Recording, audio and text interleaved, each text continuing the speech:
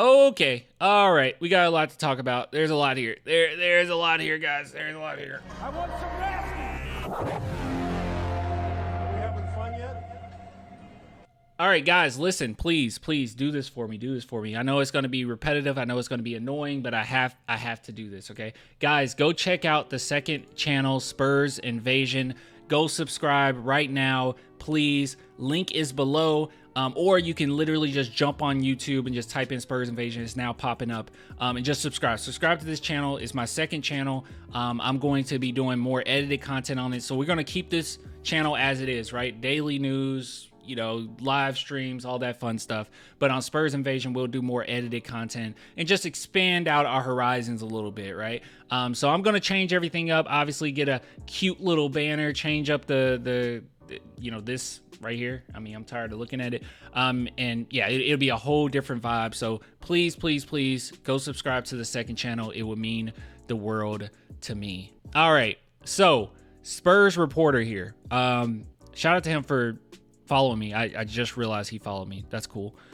So he had a lot to say. All right. He basically compiled, which is nice of him. He basically compiled a bunch of different reports that we kind of heard already and just made a overall summary here. Now, people have been taking this tweet and telling me that the Spurs definitely want to trade up their 4th and 8th.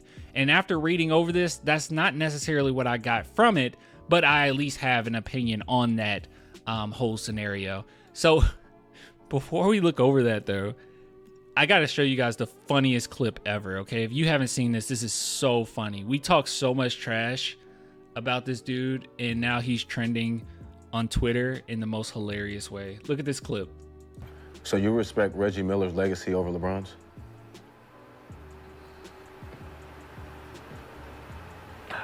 Yeah. Yeah. Because Reggie didn't have nowhere near the pieces that LeBron had during his journey. And I think that if Reggie would have had those pieces, his legacy would have... During his journey... What are we talking about? What are we even talking about? Oh my gosh, this clip is perfect, dude. I'm literally gonna use this for everything, okay? Wait, Clan, what are you talking about? You would rather go to dinner, hold on. You would rather go to dinner with Wembanyama than get $5 billion? See over LeBron's?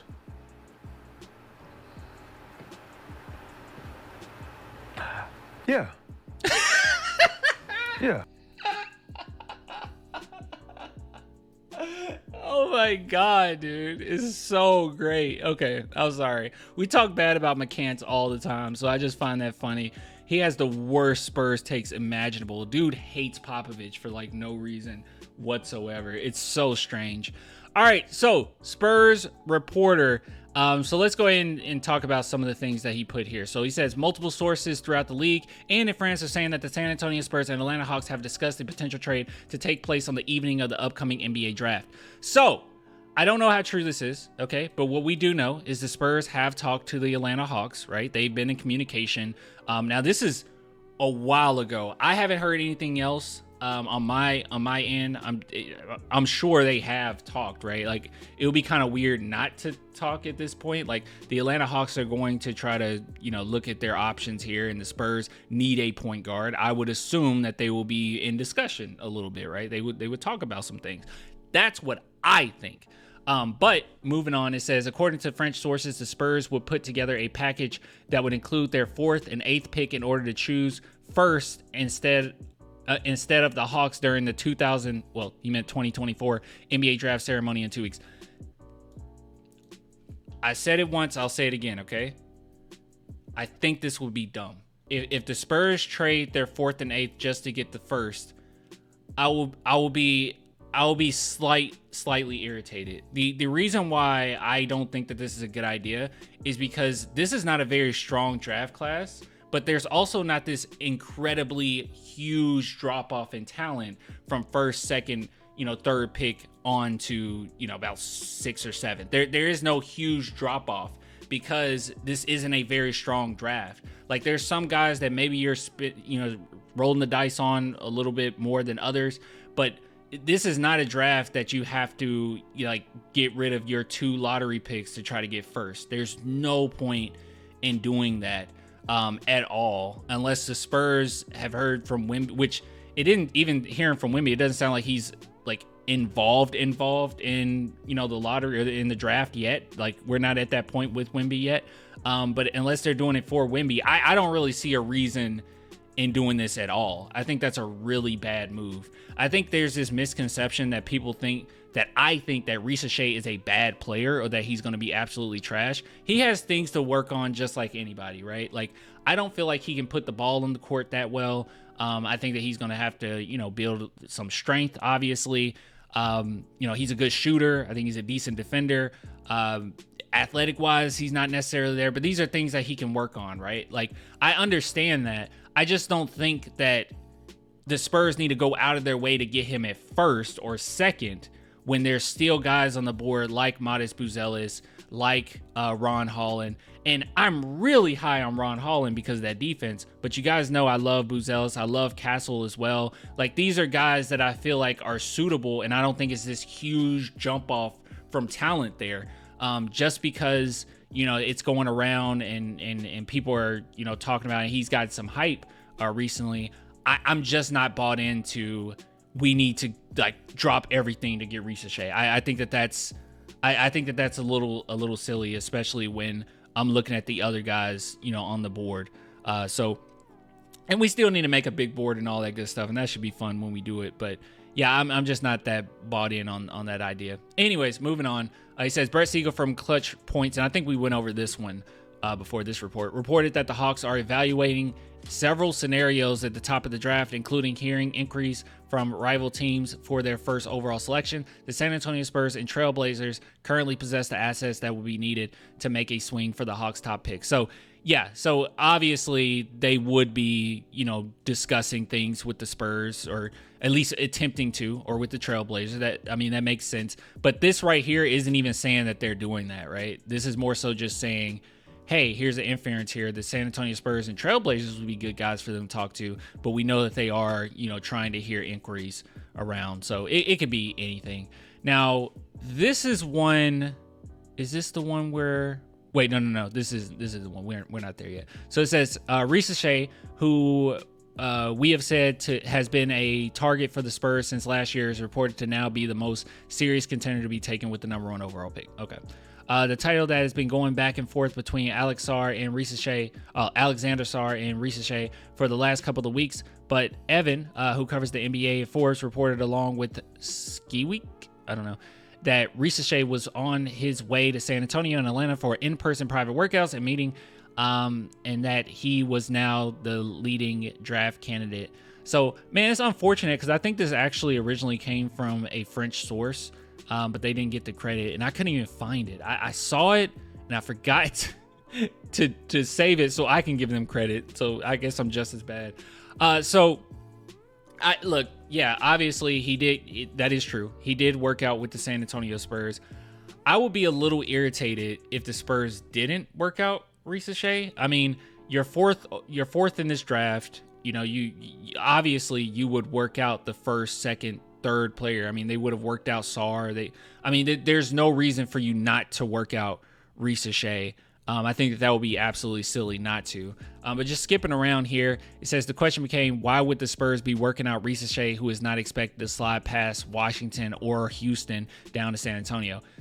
That's just a silly question. You need to work out. You need to do your due diligence and work out all the guys, or most of the guys at least, in the lottery or expected to be top picks, because they could potentially slide to you, and then you can make a decision on, you know, is this our next guy in line, or, you know, how did the workout go? Like, that's apparent. That's very obvious. That's like saying, why would you work out Malachi Branham when he was supposed to be a lottery pick? Well, he eventually slid down to the Spurs. Like, obviously it was good to work that guy out, right? Anyways, and they liked what they saw. At this point, because the Spurs have never leaked their intentions involving a big move like this, we are left wondering if the trade might also involve players or other assets, especially since one of the known priorities has been for San Antonio to acquire a point guard. So there you go. It could potentially be a, hey, you know, can we get Trey? Is Trey available? Right now, at least from my perspective of things, I am more so leaning, if it was a point guard that you have to go after, if absolutely you're not going to wait till 2025, you're going to do it right now, I would really consider Darius Garland. And the reason being is because I feel like contextually, he's not going to cost as much as Trae Young would cost right now. He's also a really good point guard. And yeah, then his value is just really low right now because I don't think teams are as high on him after the playoff series. But I think that he will be fine next to Wemby. We wouldn't be expecting him to be the number one guy or anything like that.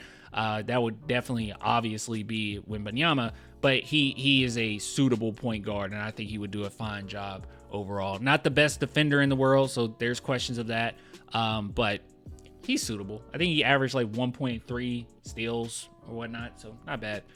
But moving on.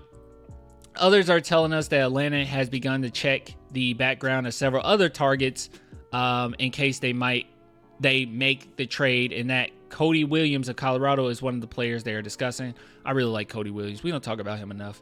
We probably need to do that. For now, the Hawks will still like to meet with Richeche and are scheduled to do so shortly. Obviously, Richeche's agent is aware of all this information and the various possibilities that are in play. They are making accommodations for everyone involved in order to complete this due diligence part of the process quickly. Now, the funny part about this is we've heard, rumors. Okay, there are rumors, right? But this does happen that Richeche's agent could be paying like some of the people that have been having him at number 2 or having him at number 1. The reporters, that is. I won't just say if that's 100% accurate, 100% true, but it has been going around a lot. But we can take it with a grain of salt. Who knows? If San Antonio can pull off this bold move, bold and dumb, it would allow them to pick first for the second year in a row and would signal that they are indeed speeding up the process. You're not speeding up I don't know, man. I think that's just silly. You're not speeding up the process by getting the number 1 overall pick in this draft. I don't. Even if you got Richeche, it's going to take some time before he can develop, just like any other player in the lottery right now. Actually, funny enough, there's a few players in the lottery right now that I think that their floor is slightly higher than Richeche's. I mean, Richeche's ceiling is much higher than these, players I got in my mind. But a few guys that their floor is a little bit higher, in which they're older, but they would fit in right now. They would be able to play right now, like that 23-year-old out of Tennessee. If you guys know what I'm talking about, we did a couple videos back. Go watch that. But yeah, anyways, surrounded with talent who can help turn the Spurs into contenders sooner than later. I don't think that would be the case. But yeah, so good stuff here, man. Good stuff. I ain't mad at it. I'm not mad at this at all. I'm not going to shoot the messenger here. You also follow me, so I'm really not going to shoot the messenger. But yeah, I think that would be silly if the Spurs trade up. Those are my thoughts on that. I don't think that it's necessary in this draft. Not necessary. Don't do it. Bad move. But that's just my opinion. And some people are gonna have different opinions. Some people are like super high on Richeche, which is fine. I'm not mad at that. But in this draft, man, you can really address some needs, right? You can address some really dire needs, and you got lock down like Ron Holland. You got to lock down like Castle. I don't know why you would just give that up if you don't have to. But you guys let me know what you think. I'll get with you guys later. Oh, and by the way, Spurs Invasion. I said this before. I'd say it again. Spurs Invasion. Go subscribe to Spurs Invasion. Link below under this video, or just look it up on YouTube directly. All right. Bye. Bye.